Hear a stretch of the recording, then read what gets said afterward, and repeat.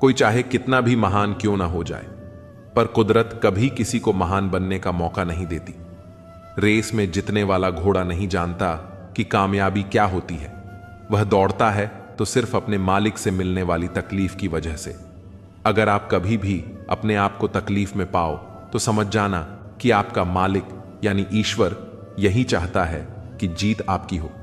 3 सुनहरी बातें। 1, उससे जरूर माफी मांगो जिसे तुम चाहते हो। 2, उसे कभी ना छोड़ो जो तुम्हें चाहता है।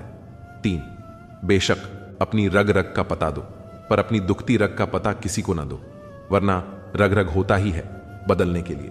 ठहरते हैं तो बस कुछ लम्हे, पर जिंदगी जाती है। जिंदगी में सब कुछ किसी वजह से होता है। गलत होता है ताकि हम सही की कीमत जान सकें। किसी इंसान को जानना चाहते हो तो किसी बात पर उससे सलाह मांगना। उसकी दी हुई सलाह बता देगी कि इंसान का किरदार कैसा है। इंसान की सारी परेशानियों की वजह 2 बातों से होती है। तकदीर से ज्यादा चाहता है और वक्त से पहले चाहता है। कोई फर्क नहीं पड़ता कि हम अमीर हैं या गरीब। अगर दिल में कुछ देने का भाव हो तो हमारी एक मुस्कुराहट कई लोगों की खुशियों की वजह बन जाती है। क्रोध एक ऐसी चीज है जिसमें हंसते भी आप हैं, उलझते भी आप हैं, पछताते भी आप हैं और बिछड़ते भी आप हैं। क्रोध का अपना पूरा खानदान होता है। क्रोध की बहन है जिद, क्रोध की पत्नी है हिंसा, क्रोध के बड़े भाई का नाम है अहंकार, क्रोध की मां है उपेक्षा, पिता का नाम है भाई निंदा और चुगली। क्रोध की बेटियां हैं, एक मुंह के पास रहती हैं तो दूसरी कान के पास। ईर्ष्या इस खानदान की नकछड़ी बहू है और पोती है घृणा, जो सदैव नाक के पास रहती है। क्रोध के पूरे खानदान से हमेशा बचकर रहना। कभी कभी बस इतना ही दिल करता है कि कोई हो जो धीरे से पास आए और कंधे पर हाथ रखकर चुपचाप साथ बैठे। न कोई सवाल हो न कोई जवाब, बस साथ होने का एहसास दे। मां बाप से बेहतर ये कौन कर सकता है। सच है, बच्चे साथ छोड़ देते हैं मगर मां बाप कभी साथ नहीं छोड़ते। बचपन में जब मंदिरों में भीड़ की वजह से भगवान के दर्शन नहीं हो पाते थे, तब पिताजी कंधे पर उठाकर दर्शन करवाते थे। तब इतना नहीं पता था कि जो कंधे पर उठा है वही तो भगवान है। पैसे से तय नहीं होता कि आप कितने श्रेष्ठ हैं, बल्कि आपके आचार विचार और व्यवहार यह तय करते हैं। जो भी होगा अच्छा होगा, थोड़ा देर से होगा पर दुरुस्त होगा। सबका ख्याल रखना पर अपना भी ख्याल रखना। हमेशा मुस्कुराते रहना, कभी अपने लिए तो कभी अपनों के लिए। मनुष्य ही ऐसा प्राणी है जो हंस सकता है। शायद ऐसा इसलिए है क्योंकि केवल मनुष्य ही इतना गहराई से पीड़ित होता है कि उसने अपनी पीड़ा को सहने और व्यक्त करने के लिए हंसी का आविष्कार किया। श्री कृष्ण के जीवन से भी यह संदेश मिलता है। उन्होंने अपने जीवन में कई कठिनाइयों का सामना किया, परंतु हर बार वे मुस्कुराए और अपने चारों ओर खुशी का संचार किया। वे कहते हैं, जीवन का असली आनंद तब है जब तुम अपनी पीड़ा को स्वीकार करते हुए भी दूसरों को खुशी देने का प्रयास करते हो। वास्तव में आशा सभी बुराइयों में सबसे बुरी मानी जाती है, क्योंकि यह मनुष्य की पीड़ाओं को लंबे समय तक खींचने का कार्य करती है। जब व्यक्ति अपने दुखों से छुटकारा पाने का प्रयास करता है तो आशा उसे बार बार यह विश्वास दिलाती है कि उसका कष्ट समाप्त होगा, परंतु यह विश्वास ही उसकी पीड़ा को और गहरा कर देता है। यह विचार हमें सिखाता है कि जीवन में केवल आशा पर निर्भर रहना समाधान नहीं है, बल्कि अपने कर्म, धैर्य और विवेक से हमें अपने दुखों को कम करना चाहिए। सद्गुण आत्मा का स्वास्थ्य होता है। जैसे शरीर को स्वस्थ रखने के लिए अच्छा आहार और व्यायाम आवश्यक है, वैसे ही आत्मा को शुद्ध और प्रबल बनाए रखने के लिए सद्गुणों का पालन करना जरूरी है। श्री कृष्ण गीता में कहते हैं, सत्य, दया, शांति, क्षमा और विनम्रता जैसे सद्गुण व्यक्ति को उसके आत्मिक बल के उच्चतम स्तर तक पहुंचाते हैं।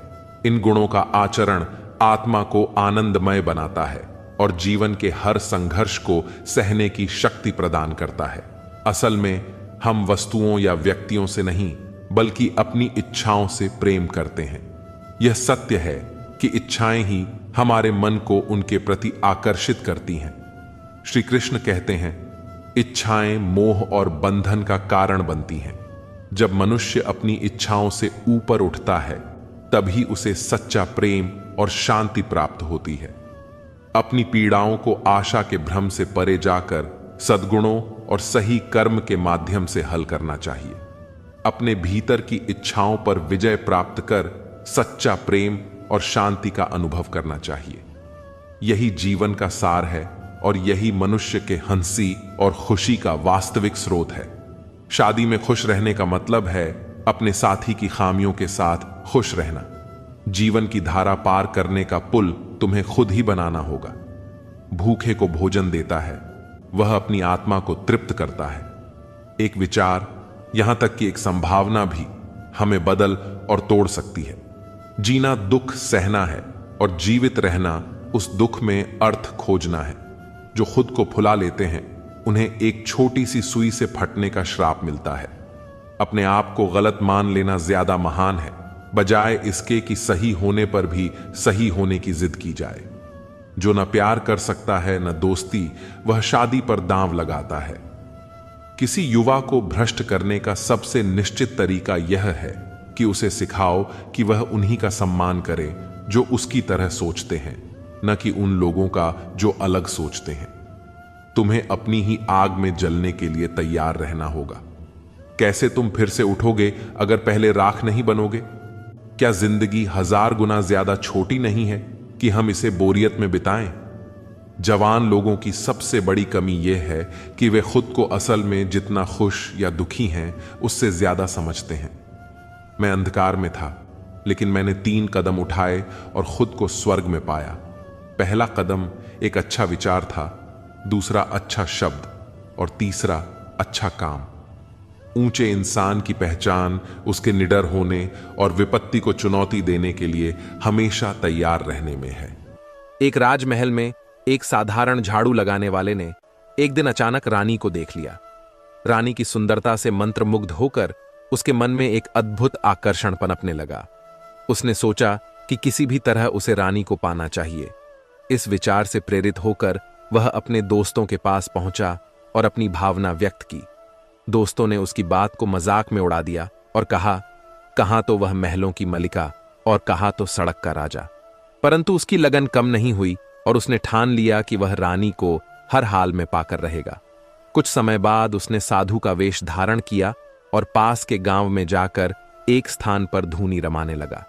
खाने पीने की सुध बुद्ध छोड़कर उसने तू ही तू की रट लगानी शुरू कर दी। गांव के लोग सोचने लगे कि वह ईश्वर को याद कर रहा है और उसके दर्शनों के लिए वहां भीड़ उमड़ने लगी।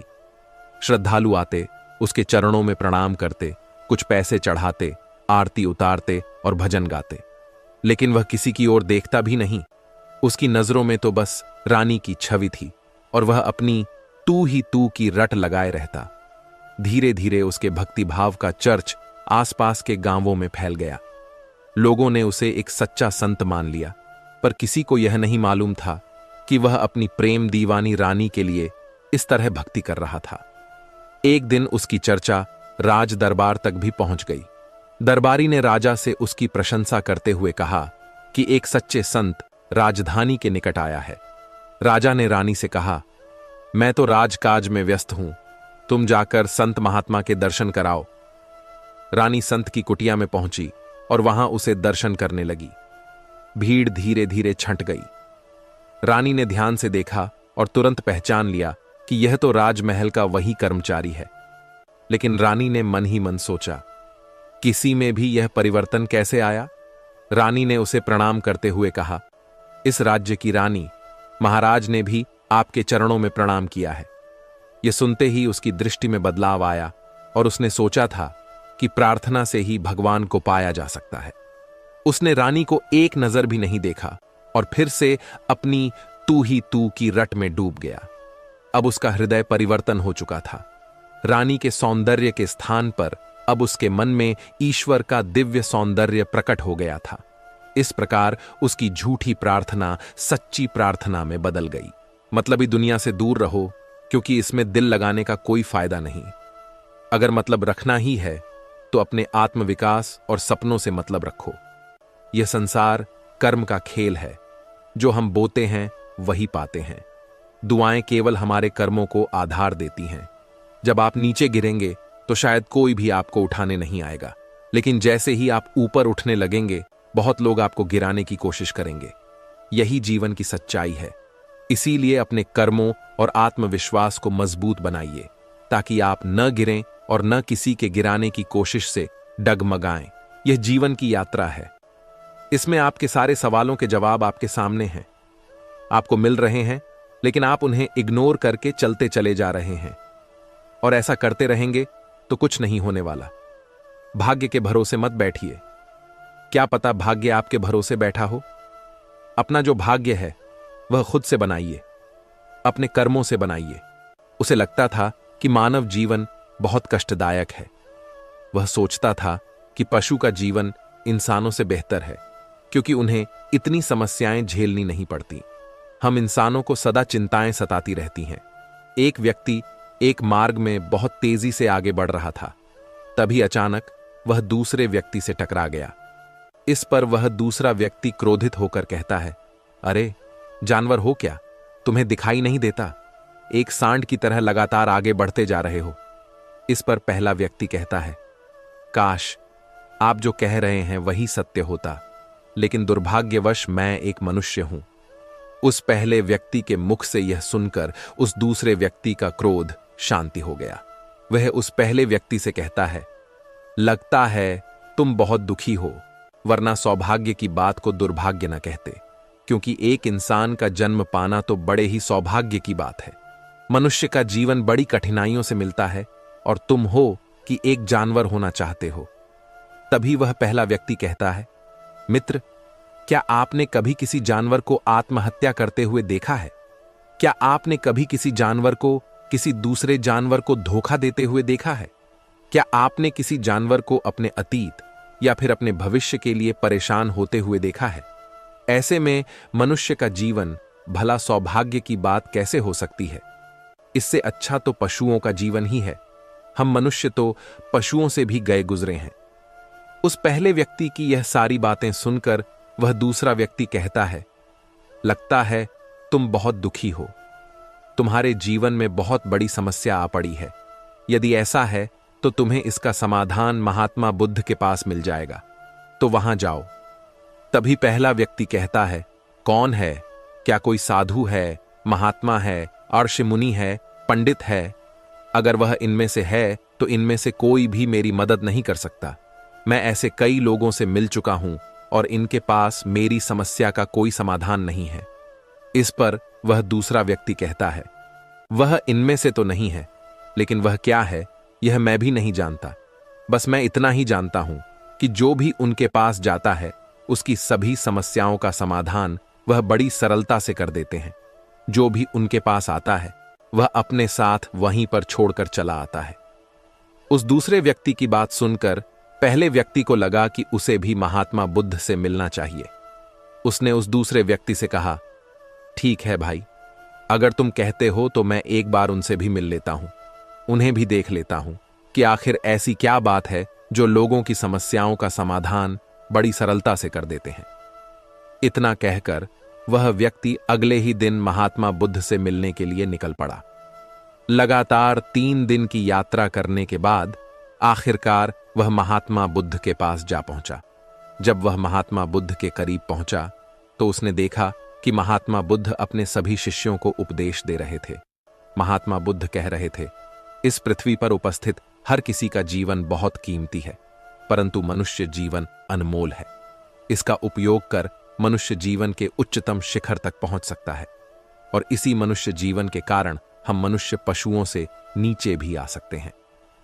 महात्मा बुद्ध का यह उपदेश समाप्त होते ही वहां पर जो भी लोग बैठे हुए थे वह वहां से चले गए।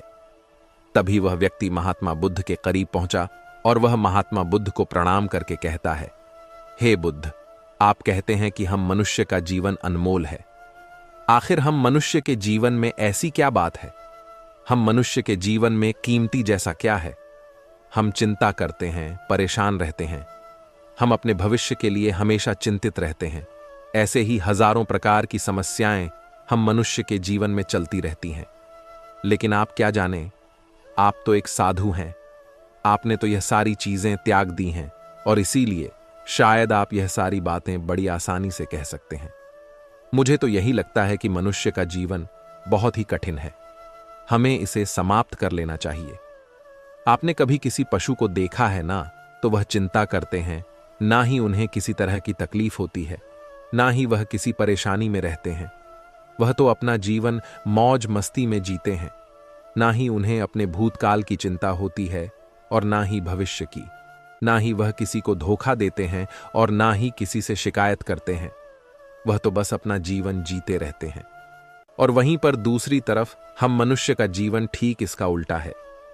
मुझे तो यही लगता है कि मनुष्य का जीवन पशु के जीवन से भी बदतर है।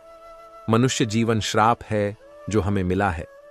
ऐसे में आपको मनुष्य जीवन में ऐसी क्या विशेषताएं नजर आती हैं जो आप लोगों को झूठ बताते रहते हैं कि हां, मनुष्य का जीवन बहुत कीमती है, बहुत मूल्यवान है। इस दौरान महात्मा बुद्ध उस व्यक्ति की सारी बातें ध्यानपूर्वक सुन रहे थे और वह उसकी मनोदशा को समझ रहे थे। आखिर में महात्मा बुद्ध मुस्कुराते हुए उस व्यक्ति से कहते हैं, भंते, तुम अपने जीवन के संघर्षों से भाग रहे हो। यदि तुम संघर्ष करोगे ही नहीं तो जीवन सफल कैसे बनेगा?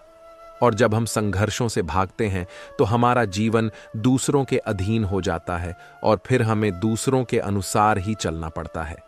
इसलिए हमें अपने जीवन के लिए संघर्ष तो करना ही पड़ता है।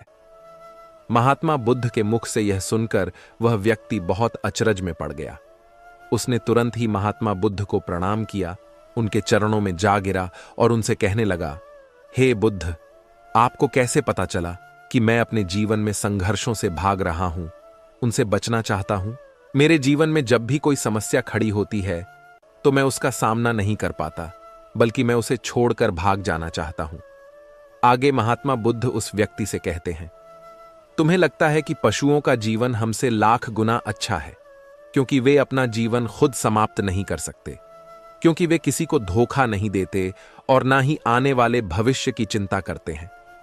इसका मतलब यह तो नहीं कि पशुओं के जीवन में कोई संघर्ष नहीं है। पशुओं के जीवन में तो जन्म से लेकर मृत्यु तक संघर्ष ही होता है। जब वे छोटे होते हैं तो उनकी जान को खतरा होता है, वे अपनी जान बचाने के लिए संघर्ष करते हैं।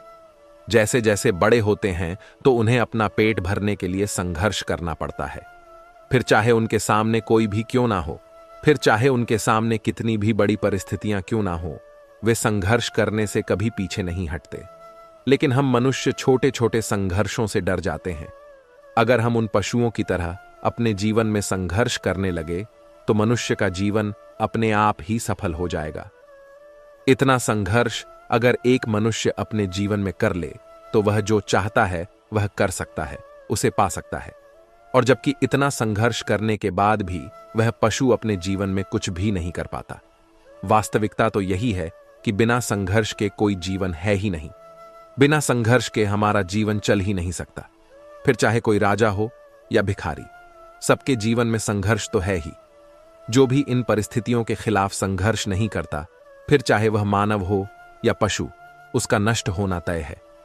इस पर वह व्यक्ति कहता है, हे बुद्ध, क्या आप मुझे कोई ऐसी चीज दे सकते हैं जिससे मेरे जीवन के सारे संघर्ष हमेशा हमेशा के लिए मुझसे दूर हो जाएं? मेरी सारी चिंताएं, सारी समस्याएं, सारी परेशानियां हमेशा हमेशा के लिए खत्म हो जाएं और मेरा जीवन हमेशा हमेशा के लिए सुखमय बन जाए। उस व्यक्ति की यह बात सुनकर महात्मा बुद्ध एक बार फिर से मुस्कुराने लगे और उस व्यक्ति से कहते हैं, भंते, मैं तुम्हें वह चीज तो नहीं दे सकता, लेकिन हां, मैं तुम्हें वहां तक पहुंचने का रास्ता जरूर बता सकता हूं। यदि तुम वहां तक पहुंचने का संघर्ष कर लो तो तुम वहां तक पहुंच ही जाओगे और तुम्हें वह चीज मिल जाएगी। लेकिन मेरी एक बात और याद रखना कि इसका अर्थ यह भी नहीं है कि इसके बाद से तुम्हारे जीवन में परेशानियां या फिर समस्याएं आनी बंद हो जाएंगी। तुम्हारे जीवन में परेशानियां और समस्याएं तो आती ही रहेंगी, लेकिन उनका प्रभाव तुम पर बहुत कम हो जाएगा। तुम्हारे जीवन में दुख और समस्याएं तो आएंगी, लेकिन वह तुम्हें छू नहीं पाएंगी। और ऐसी अवस्था में चाहे तुम्हें कोई कितना भी दुख देने का प्रयास क्यों न करें, तुम्हें चाहे कोई कितना भी धोखा देने का प्रयास क्यों न करें, तुम्हें कभी भी धोखा नहीं मिलेगा। सब कुछ तुम्हारे पास ही होगा, लेकिन फिर भी वह तुमसे दूर रहेगा। महात्मा बुद्ध की यह बात सुनकर व्यक्ति महात्मा बुद्ध के सामने दोनों हाथ जोड़कर महात्मा बुद्ध से कहता है, हे बुद्ध, बताइए वह चीज क्या है और मुझे कहां मिलेगी? मैं उस चीज को पाने के लिए कुछ भी कर सकता हूं। मैं अपना पूरा प्रयास लगा दूंगा, लेकिन उस चीज को हासिल करके ही दम लूंगा।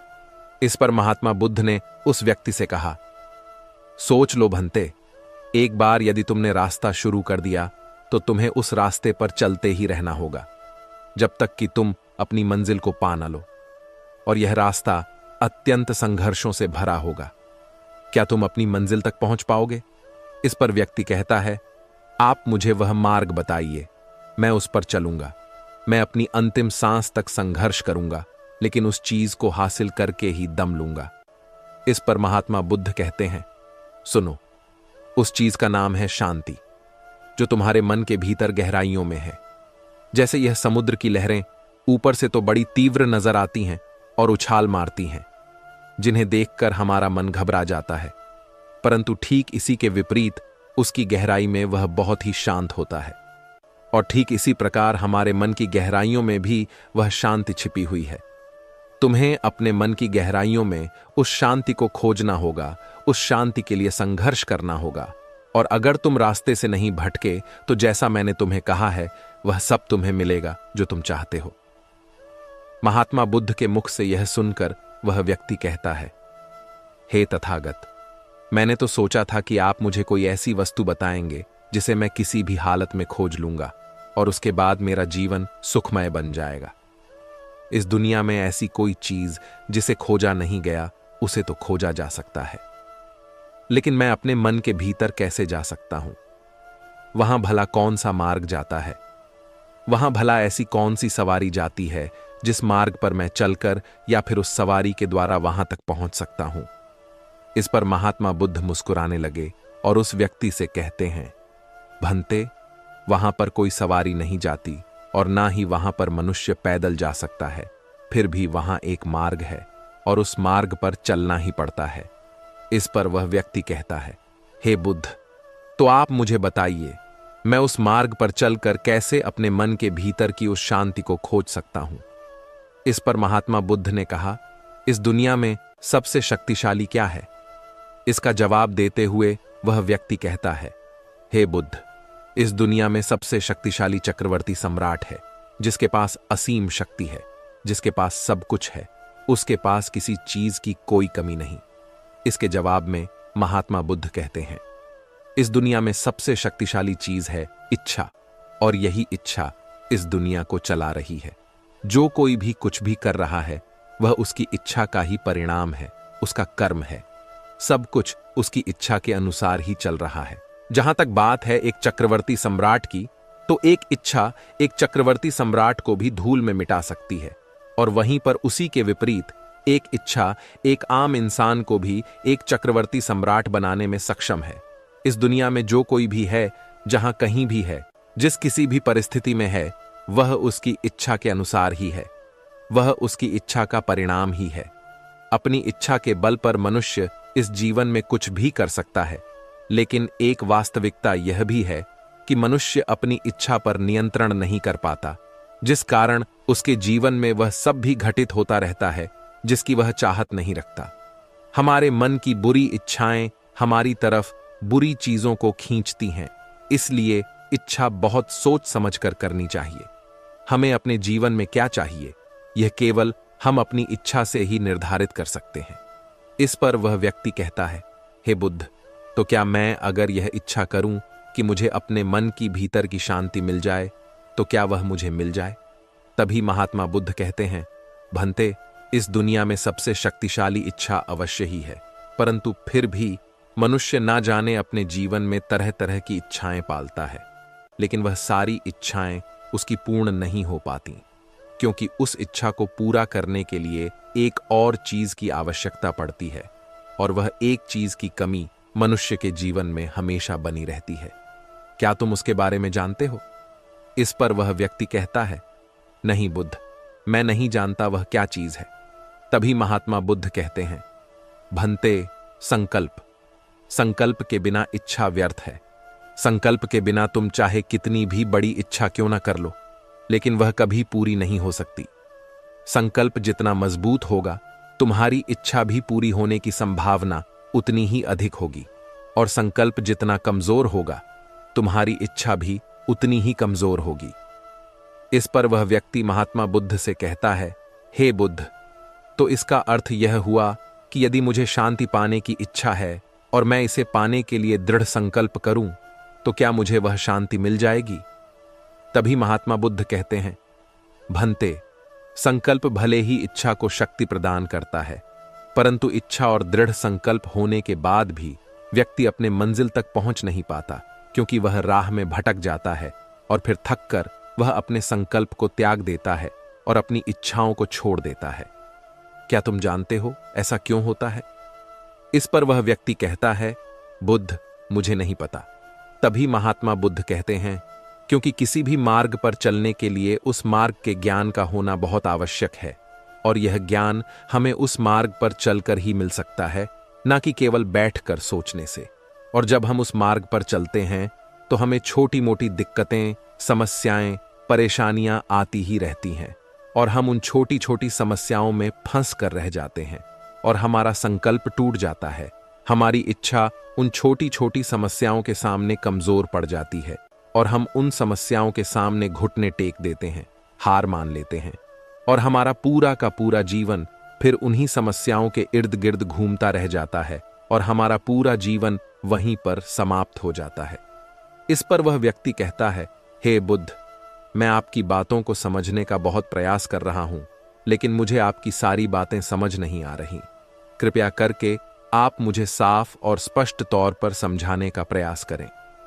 महात्मा बुद्ध ने उस व्यक्ति से कहा, भंते, मान लो कि तुम्हें किसी गांव में जाना है और वहां पर किसी व्यक्ति से मिलना है, और तुमने यह दृढ़ संकल्प किया है कि तुम उस व्यक्ति से मिलकर ही रहोगे। तुमने अपना सफर तो शुरू किया, लेकिन काफी वर्षों के प्रयास के बाद भी ना तो वह गांव खोज पाए और ना ही उस व्यक्ति से मिल पाए। तो ऐसे में क्या हुआ?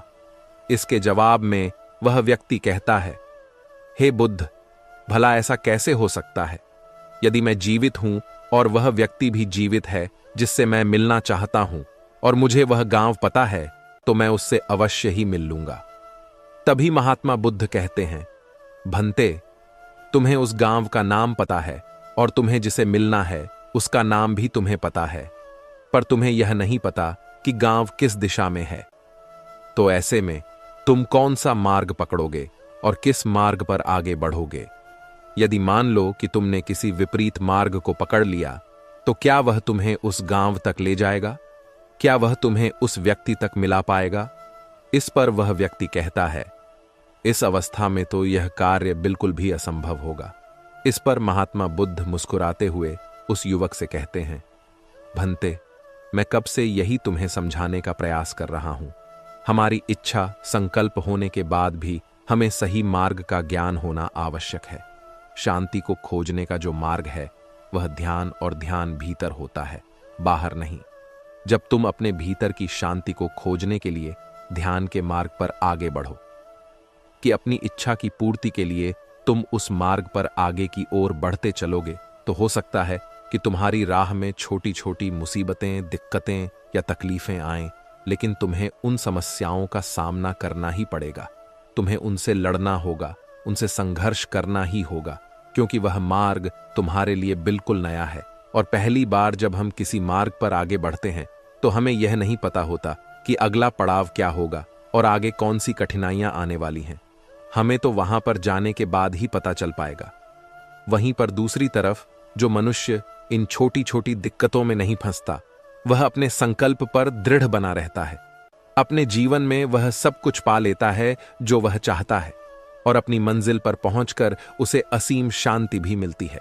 और जब मनुष्य अपने लक्ष्य को प्राप्त कर ही लेता है, तब उसे और कुछ पाने की इच्छा नहीं रह जाती।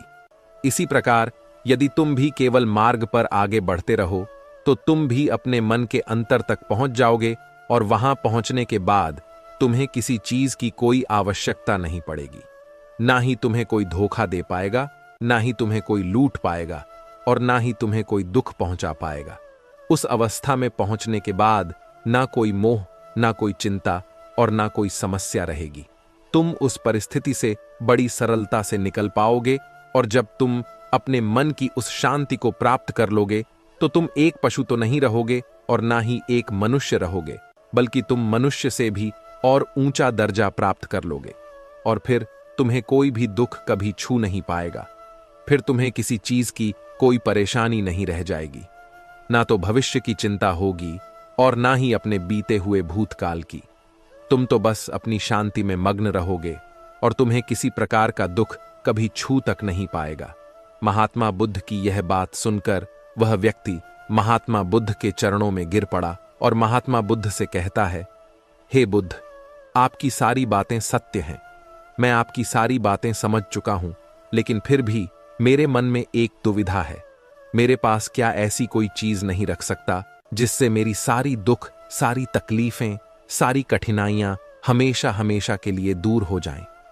इस पर महात्मा बुद्ध मुस्कुराते हुए कहते हैं, भंते, यदि तुम बाहरी दुनिया से कुछ अपने पास रखना चाहते हो तो तुम उस शांति को पाने का प्रयास छोड़ ही दो, क्योंकि तुम कुछ ऐसा पाना चाहते हो जिससे तुम्हारी समस्याएं कभी समाप्त नहीं होंगी, बल्कि और बढ़ती चली जाएंगी, क्योंकि तुम्हारी समस्याओं का समाप्त होना संभव ही नहीं हो पाएगा। और जानते हो ऐसा क्यों है? इस पर वह व्यक्ति कहता है, हे बुद्ध, पर ऐसा क्यों? इसका जवाब देते हुए महात्मा बुद्ध कहते हैं, भंते, क्योंकि बाहर तो पहले से ही शांति है। चारों ओर केवल शांति ही शांति है। हमें तो बाहर की शांति नजर आती है, लेकिन हमारे भीतर की शांति हमें नजर नहीं आती। और जो शांति हम बाहर की ओर देख रहे हैं वह बाहर नहीं, बल्कि हमारे भीतर ही है। इसलिए जब तक तुम अपने अंतर को ठीक नहीं कर पाओगे, तब तक तुम बाहर कुछ भी नहीं कर सकते।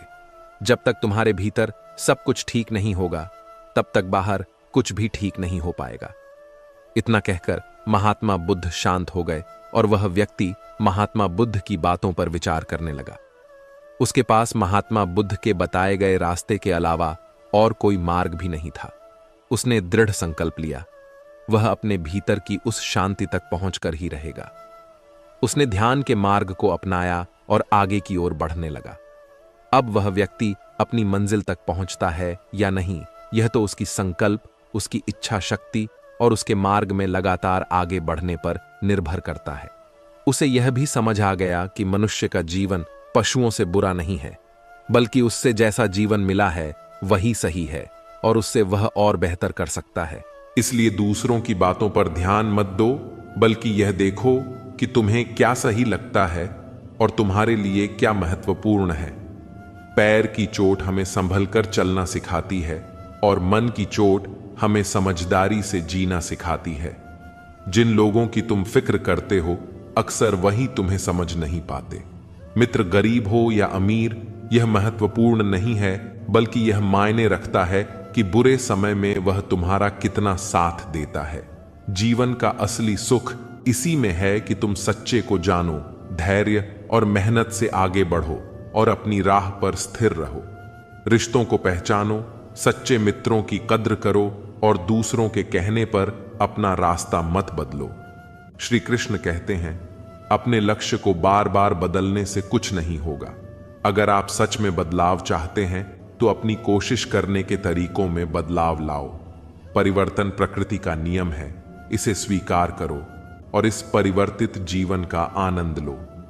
श्री कृष्ण कहते हैं, तुम्हारी अहमियत तब तक रहती है जब तक तुम लोगों के काम आते हो।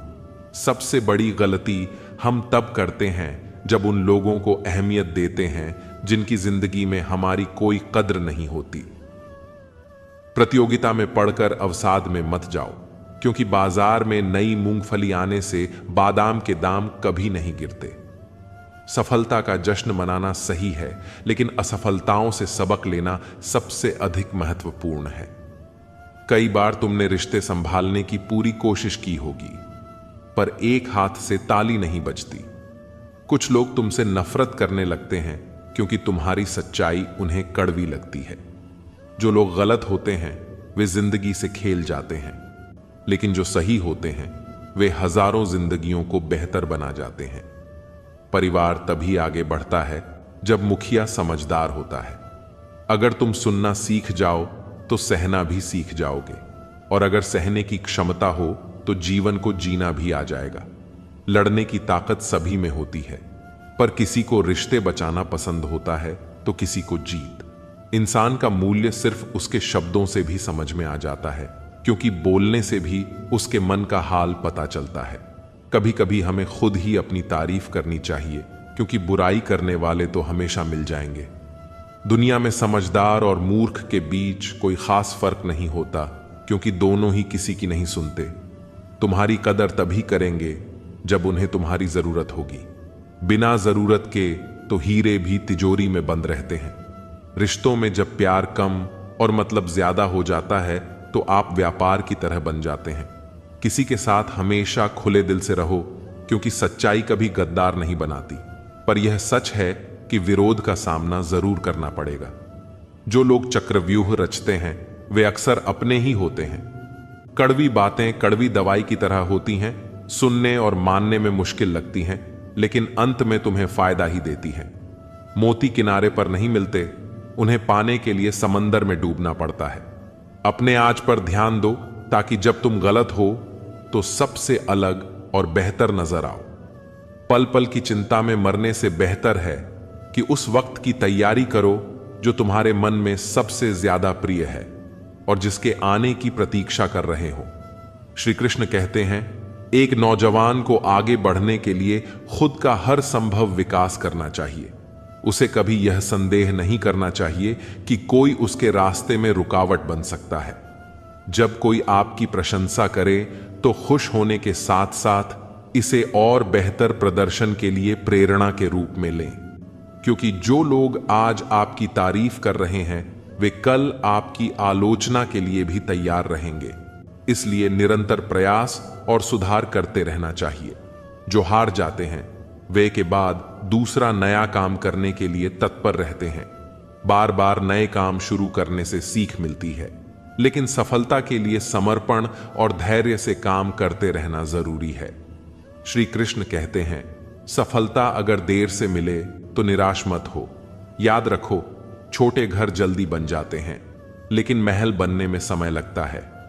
लोगों को बदलते देखकर अपना दिल छोटा मत करो। जो बदल गए हैं उन्हें अपनी जिंदगी से दूर कर दो, क्योंकि जीवन में मन की शांति ही सबसे महत्वपूर्ण है। मैदान में हारने वाला व्यक्ति फिर से जीत सकता है, लेकिन मन से हारने वाला कभी जीत नहीं पाता। इसलिए मन से हार मत मानो। श्री कृष्ण कहते हैं, सुख और दुख सर्दी और गर्मी के समान है। आज दुख है तो कल सुख भी अवश्य होगा। इन दोनों स्थितियों में धैर्य ही सबसे बड़ा सहारा है। जो मनुष्य अपने कार्यों में पूर्ण मनोयोग लगाता है और हर छोटे कार्य में भी खुशी लूटा है, वही अंत में सफलता प्राप्त करता है। वहीं जो अपने कार्यों को बोझ समझता है और उसे बस निभाने के लिए पूरा करता है, वह जीवन में सदा पीछे रह जाता है। श्री कृष्ण आगे कहते हैं, अपनी गलतियों को स्वीकार करना ही सुधार की पहली सीढ़ी है। जब हम अपनी गलतियों को मानते हैं तभी उनसे सीख पाते हैं।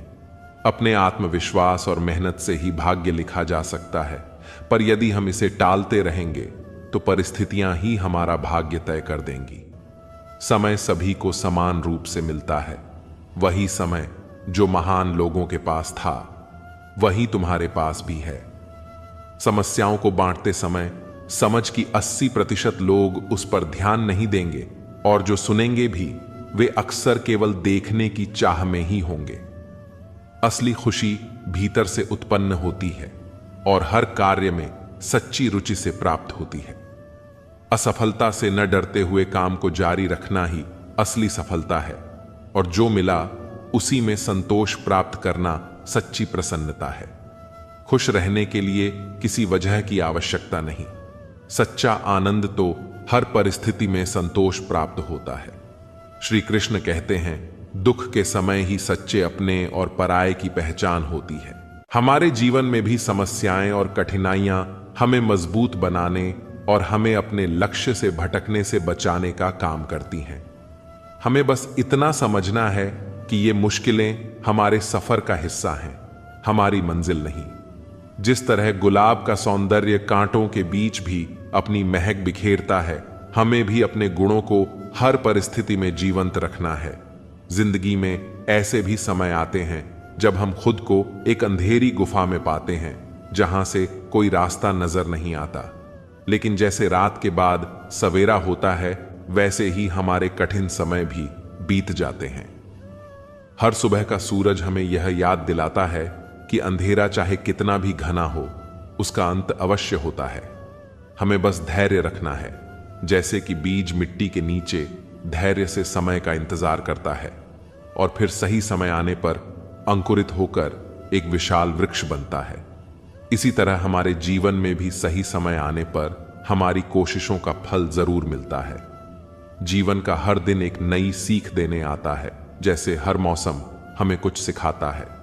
गर्मियों का तपन हमें सहनशीलता सिखाता है, बारिश की बूंदें हमें ताजगी का एहसास दिलाती हैं और सर्दियों की ठंड हमें सहने की क्षमता बढ़ाती है। इसी तरह हमारे जीवन में हर घटना हमें कुछ नया सिखाती है। मुश्किलें हमें धैर्य और संयम सिखाती हैं, तो खुशियां हमें आभार जताना सिखाती हैं। हमें जीवन के हर पल का स्वागत करना चाहिए, क्योंकि यही क्षण हमें मजबूत बनाते हैं, हमें संपूर्ण बनाते हैं। हर जगह आपको मंदिर, मस्जिद, गुरुद्वारे मिल जाएंगे, लेकिन असली इबादत वह है जहां दिल सच्चा और सिर झुका हुआ हो। ईश्वर उसी का है जो उसे सम्मान देता है और अपने अंदर विनम्रता को संजोए रखता है। हमारी उदासियों की वजहें तो अनगिनत हो सकती हैं, लेकिन बिना किसी वजह के खुश रहना जीवन की सबसे बड़ी कला है। आपका खुश रहना ही आपके दुश्मनों के लिए सबसे बड़ी सजा है। जिंदगी का एक सीधा सा सच है कि उम्मीदों से बचें, क्योंकि उम्मीदें जब टूटती हैं तो सिर्फ दुख देती हैं। खुशी हमें तब मिलती है जब हम जो सोचते हैं, जो कहते हैं और जो करते हैं, उनमें समानता होती है। खुश रहना एक प्रकार की